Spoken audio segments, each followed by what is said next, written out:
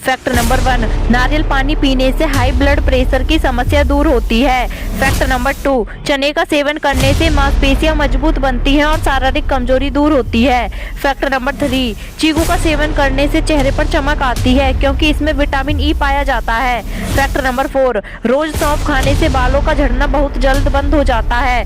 Fact number 5, बालों में नींबू का रस लगाना बालों के लिए बेहद फायदेमंद होता है। फैक्ट नंबर 6, कच्चे पनीर का सेवन कैंसर के खतरे को कम करता है। फैक्ट नंबर 7, हरी सब्जियों को बालों के विकास के लिए बहुत फायदेमंद माना जाता है। फैक्ट नंबर 8, काजू शरीर में वीकनेस को कम करता है।